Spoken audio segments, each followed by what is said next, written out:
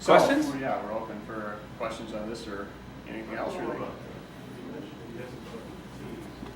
I think a lot of folks here are probably first timers. Can you talk a little more about how they feel about trying to select a team lead, what they do, and also just Yeah, and we certainly have, so we had an example of a team that was fairly experienced, that we put up, we could have put up, a couple of other ones too, like, Appboy or Sport Engine, where the Sport Engine guys, it was their, first job ever. They started it in college, and, Appboy wasn't far behind. It was his, second one a year and a half after college or something like that. So, so you certainly don't have to have, been there, done that. It always helps, but, plenty of the companies we fund weren't. And so there, again, we're looking primarily for, the domain expertise. I think a lot of times, when they come to, it's hard to know exactly, what for me to answer, because it's case, specific, right? But I mean, again, it's, you're looking for a lot of the same things when you're building a team, right? So if you're a technologist and a CTO, and you think, geez, I need somebody that has, more customer experience with me, well, then again, who are you selling to? Who's somebody that's sold there? Again, it all comes back to, have they done the exact same thing that you're going to be doing? Maybe partner up with somebody like that. Or, again, we're fine helping you pick team members too. The worst thing is like, hey, I needed a businessman. I'm selling a software company. I had this neighbor who worked at Land O'Lakes, and we're like, wait, how does that make sense, right? So, again, it all kind of comes back to, do they have, pinpoint relevant experience for exactly what you're planning on doing? That's the best people to hire. Otherwise, go seek advice, right? You don't necessarily need that to, start a fundraising process. Yeah, I'd say my one piece of advice on is never hire someone because you think they're going to help you be able to raise money. Hire them because you think they're going to help you build a successful business. If they can do that, they'll be able to help you raise money. And we hear it time and again, oh, well, he was, he's he had finance experience, so he could help us raise money, or he said he knew some people. Great, ask that person for introductions, but don't give them a job. And it's really hard when you're starting out, if you're just, if you have technical experience but don't have business experience, or if you're a business person who knows you need some development experience, to resist the temptation and say, well, I'm incomplete, I've got to go do this. Get those people as advisors, get them to spend time with you. Frankly, if you haven't worked with them before, get to know them before you offer them a job. One of the things we see all the time, we see it with companies we fund, and we see it with companies that we won't touch, is they bring 3 other people on. It turns out that 2 of them didn't work. And now you're in this situation where if you didn't structure things right, 30% of your company is owned by 2 people who have no value to the business, who need to be removed. And if you haven't done it right, it's really hard to get that equity back. And even if you have done it right, it's a really painful process to remove founders early on. And we see a lot of companies, and generally we just pass on them, where it's clear there's sort of this odd duck in that group who shouldn't be there, and it's almost sometimes clear the team knows that, but they made the decision. So I default to having fewer people you're confident in, and know that you can add as you go along. Do you get involved in bringing people in to supplement the team where there is a key component? And do you ever kind of remove individuals to replace them? Yeah, we do. We do both all the time in every single company. So we absolutely help hire in, especially the senior level management, and yeah, we're playing a role in hiring people more often than we wish we had to. Well, I will stop. Like I go in and I take interim roles in some of the companies, but until we find somebody or the company's large enough to actually support that role. So early on, you don't need per se a full-time finance person if it's 2 guys in a garage. Yep. Tinkering, right? You need somebody to do the books and make sure the documents are squared away, and the board minutes are recorded properly, et cetera, et cetera. So you don't necessarily need that full-time resource, and we can I step in and sometimes fulfill that. Then when the company's large enough, I'll just step back and I'll go, the guys will go out and try and find the right person to fulfill the role, given the company, the space, and the fit within the management team. Same is true with lawyers. You should never hire a lawyer in the front end. Get someone from the outside to work with you. If you're successful, eventually you'll need general counsel, but I mean, how many of our companies, the third at most, and they're big companies by the time they go hire an attorney to do work for them, because you don't have enough to keep someone busy, and it's not the core hire you need to make. But yeah, as early stage investors, we expect to invest in a team that's not full, and expect to work closely with those entrepreneurs to help them go and recruit. And by the way, I mean, it's a lot easier to get really talented people after you've raised money. So the pool of people you can go and select from to add to your team before you've raised any money is much, much smaller than after you raise money and you have a pitch that you can go make where, hey, not only do we have money to pay you, which a lot of people seem to care about, but more importantly, this has been validated. We've gone through this process and people have signed up and said, hey, this is an interesting deal. We want to give you that next 12, 18 months to go run with it. And so don't start hiring people too early. You may find 6 months later there's a whole different set of folks you can go after. Do you prefer that team is, you have a whole bunch of people coming to you looking for opportunities and something that you found that you kind of like? Yeah, I wish I could say that we had a bunch of people sitting in our office just waiting for us to send them out. And so we talked about, I live in Silicon Valley, Jeff's up in Minneapolis. People aren't looking for jobs long in Silicon Valley. So the odds of someone coming to me and saying, hey, I'm ready to go, I'm ready for my next thing, and me immediately then having the opportunity is relatively low. They're going to find something in 2 to 3 weeks. More commonly, it's the network of people that we have. At Icon, part of our fund we raised from a group of individuals we call our tech partners. It's 75 people across the board, and they sit in some really interesting positions.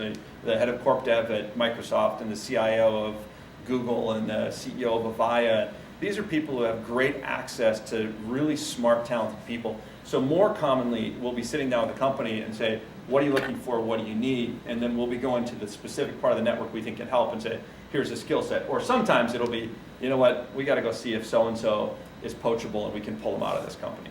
So can you expand on the start of early stage investing? Do you necessarily help develop the product, or what stage in the product life cycle do you expect to come to a VC? You guys repeat the question.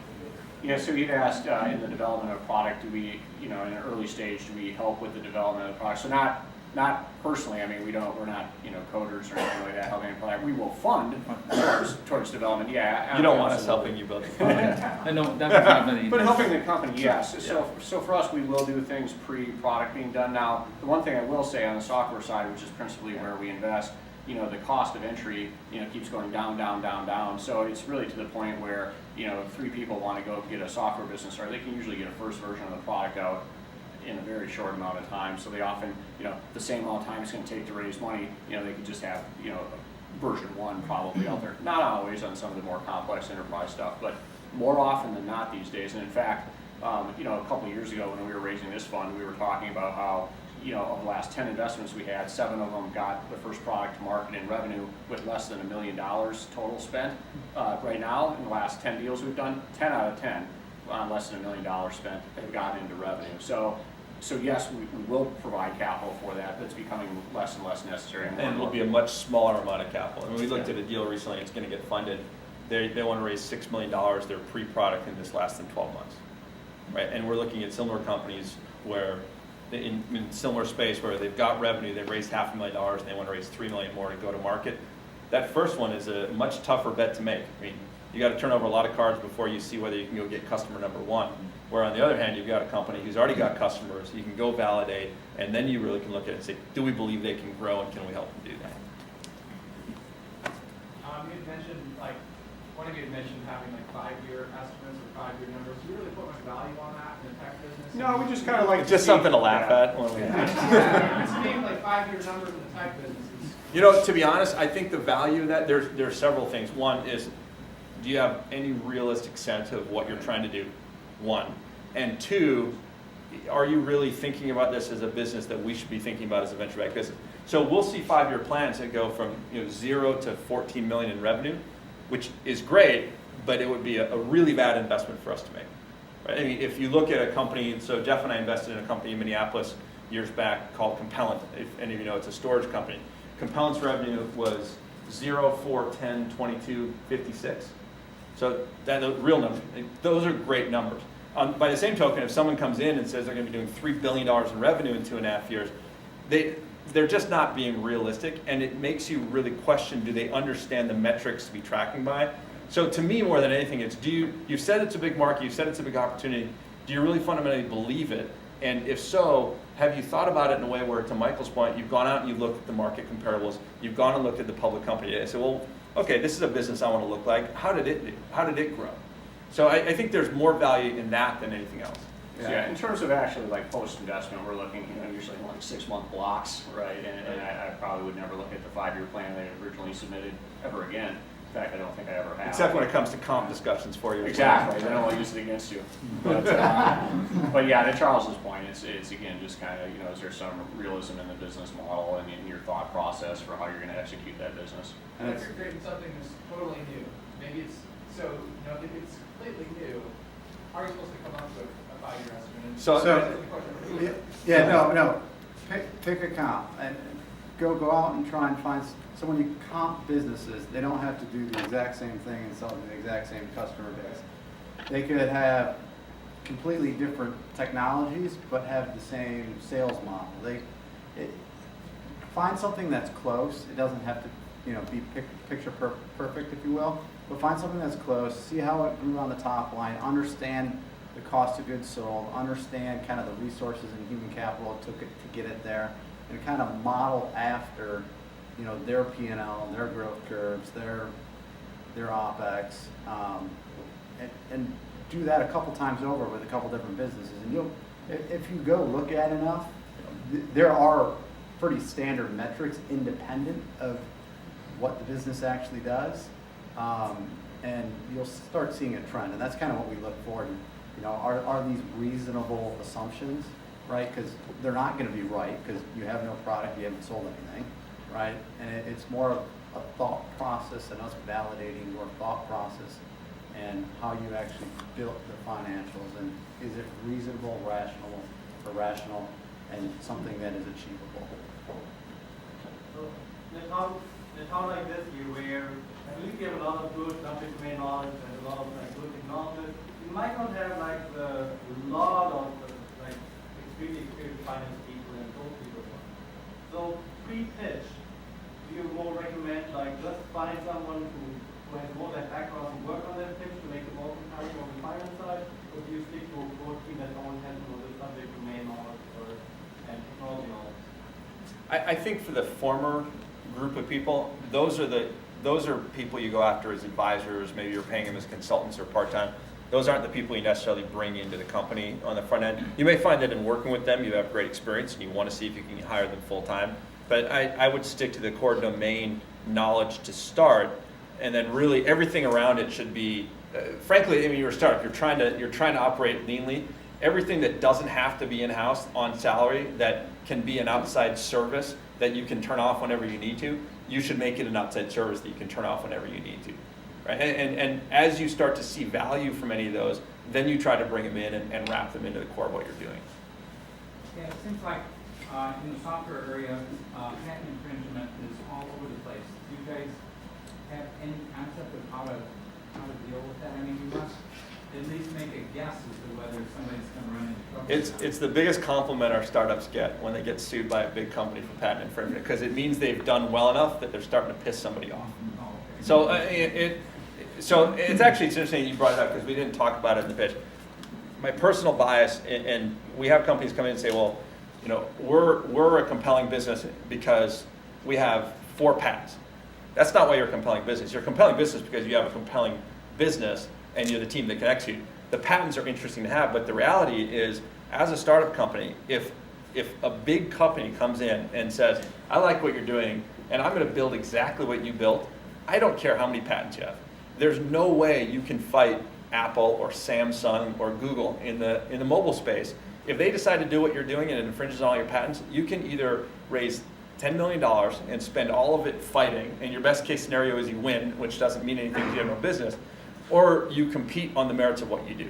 So to us, we think of IP for startup companies as patents that are applied for as much more of a defensive thing, where if you're successful down the road, now you have a portfolio of patents, so when someone comes along and challenges you, 1, you're big enough you can fight back, and 2, you actually have a patent portfolio that you can push back at them.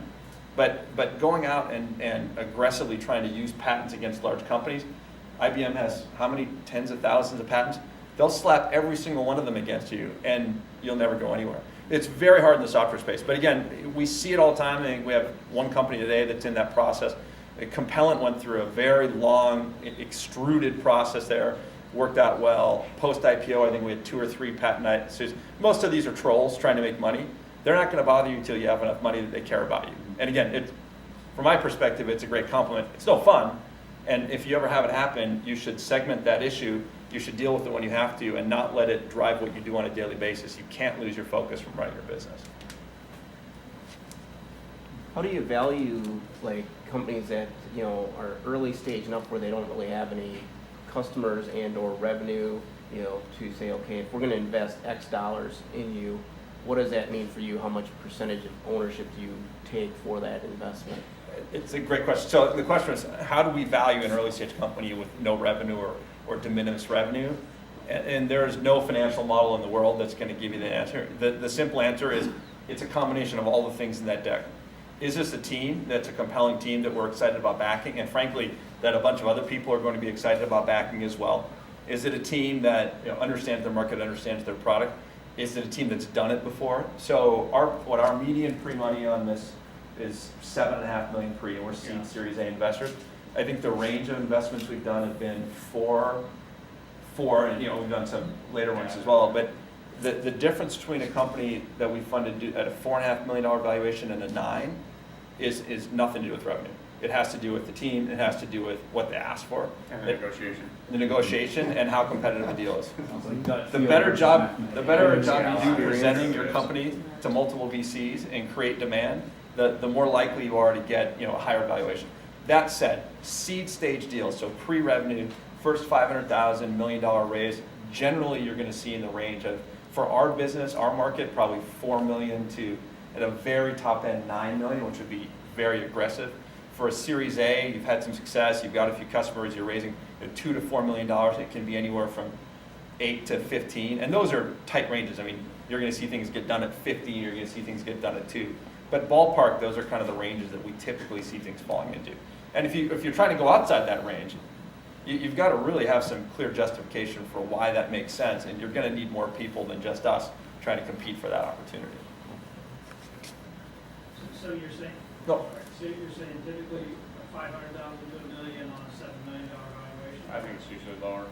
Yeah, on the seed, it's typically lower. Yeah, and if there's in common versus, I mean, if it's a seed Most of the round, seed deals we're selling seeing, common. there's an organization called Y Combinator, if any of you are familiar with it.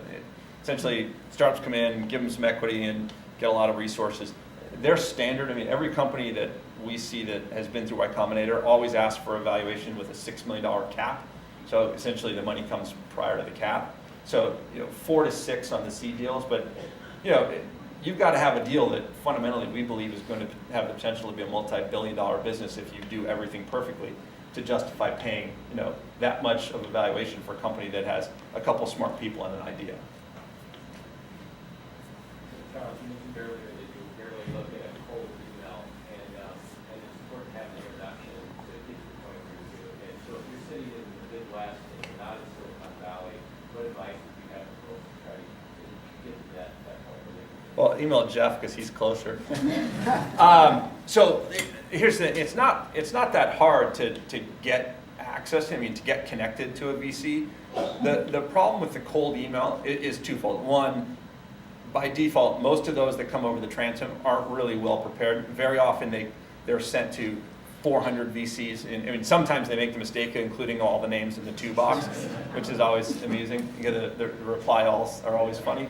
But so the issue when I see that is, if you've written an email and said, here's specifically why I'm interested in you, you'll clearly get a response. If it's clear that this is a generic email that you put my name in, you sent to 40 other people, I'm going to spend as much time on that email as you spent sending it to me, right? And so it's not that hard to go on LinkedIn and say, okay, I want to go to Icon, I want to get to know these folks. If I'm in the Midwest, okay, they have an office in Minnesota and they have an office in California. Well, I probably should try to get a hold of the guys in the Minnesota office, going to LinkedIn or asking around and saying, hey, do I know anyone who's connected there? Trying to find that in, looking at the companies, and ultimately, if you can't, figuring out what's my specific pitch to them for here's why I'm interested in talking to you.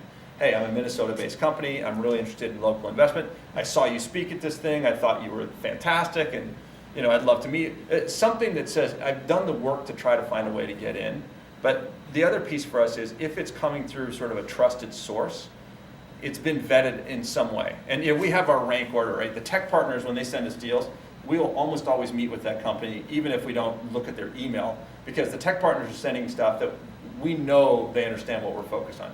An attorney who we've worked with in a company 5 years ago, we're going to vet that much more tightly because we assume they're going to send it to their clients. So find someone who can at least get you in the door. And again, it's one of the steps in the process. Sir? So for a software company, you said yourself, like the time to market is getting smaller and the investment is getting smaller. So for me as a technologist, like the other way around, how much time should I invest in trying to get venture capital? Well, on the other hand, I could maybe already with the same kind of investment have a minimum viable product on the market. So you should do that. You should get that minimum viable product out to the market, absolutely, right? And yeah, I mean, I think if you look at our investments lately too, more and more people have bootstrapped for a little while, right? It's a little more painful in some ways, but they've gotten a product out there. They've bootstrapped for a while. They have a handful of customers. It's a lot easier to raise money than, right? I mean, there's just no doubt about it, right? The valuation's better. It's a lot easier to raise it. So yeah, I mean, if you can get something out the door in a few months, you should bite the bullet and get the product out the door instead of starting to raise money day one. So yeah, we see a lot more people doing that. Yeah, and we love it. For the stage where we invest, this changing trend for us is a fantastic trend. If you're an investor who has to put $5 or $10 million in every deal you do, it's a really scary trend because they don't need that much money until they're much, much bigger companies than used to be the case 5-6 years ago. It's why we frankly started Icon, and it's why we sized the fund to be a $100 million fund, because we wanted to be able to fund these $500,000, $1.5 million opportunities and get them to scale before they had to go raise those bigger rounds. You said that you don't like business plans, so you don't read business plans. You said you were a bit dismissive of written documents, but presumably there's a need for something. So what's the kind of minimum that you would expect a company to put in place? I mean, clearly they've got to have an executive summary. Executive summary never hurts, but in all honesty, a well-written email with 2 paragraphs to explain here's the business and here's why it's interesting, and if it's coming from a person who is someone we know who generally we think has good taste in companies. I mean, we're going to fund 1 out of every 50 or 80 that we actually meet, so it's not like we're going to do most of them, but that alone is enough. If you can define the market in 2 paragraphs and I'm interested, I'll happily bring you in and spend an hour with you. Our job is to find those opportunities. So we're not trying to make it hard to get a great opportunity in front of us. We actually, by not doing a business plan, it's hopefully a lot easier. But we at the same time, because of the number of things that come through, we have to be really aggressive about screening the companies that we actually take an hour to spend time with. But it doesn't, if you know your market, I mean, you've started 3 companies now. Very short, here's what I do, here's why I'm interested in talking to you. And that should be enough. Yeah, so what we did as bankers when we were raising money for early stage companies is we'd write a paragraph or 2 and then we'd attach a 1-page, basically an executive overview, giving a highlight of what we just walked through in terms of the presentation. Just so if they are interested, they can open it, they can get a little more information in it, and, there's some financial highlights in it, and it's enough to get them more interested. So your email would be, I've started 3 companies in this space. I have an idea for a 4th. Here's why I think it's interesting. That's enough to pique someone's interest. What's the most common mistake you see from people in science and technology when they pitch to deal with? I looked at you so I could think longer. Yeah, I don't know what the most common ones. I mean, we've been through some of them already. I mean, oftentimes it's really just not getting to what you're doing until I'm already half asleep or something like that, right? Or it's really long presentations that they can just never get through. I mean, those are probably the most common. I mean, I can't think of too many things are just instant like deal killers, but those are kind of common general mistakes and things that probably could have been done a lot better, right? Yeah, I think to Jeff's point, the people who come in, they have a well-prepared presentation, and on the title slide, they've told you half the pitch because they're a little nervous, they're starting out, and they just start rolling and they can't figure out how to stop and go into the slides. It's fine, it's not going to end the world, but you've spent, I assume, a lot of time putting a pitch together, spent a ton of time practicing it. Make sure you take advantage of what you've put together. And by the way, I'll make this pitch. I don't know if Jeff would back me on this, although we've both been doing it. There's a presentation coach, his name's Jerry Weissman. And Jerry is famous in Silicon Valley because he's worked with almost every meaningful tech IPOs since Texas Instruments, all the way through Facebook and Zynga and so forth. Jerry works out of this little office next to the San Francisco airport, which, as you've been there, it's not a beautiful office park area. He's a guru when it comes to presentations for companies trying to raise money. So if you don't want to spend the $24,000 for 3 days with Jerry, you can buy one of his books. I think it's Presenting to Win is his primary book. He does, I think, a fantastic job of very clearly outlining how to think about the slides you put together. Don't put every word you can think of on the slide. Make sure you're the focus of the conversation and the slides are supporting you as opposed to the other way around. And so if you're interested, it's a book that I think you would get a lot of value from if you're thinking about going and doing the pitch. Not so much necessarily what you put into it completely, but more how you approach that and those types of issues that we see come up all the time.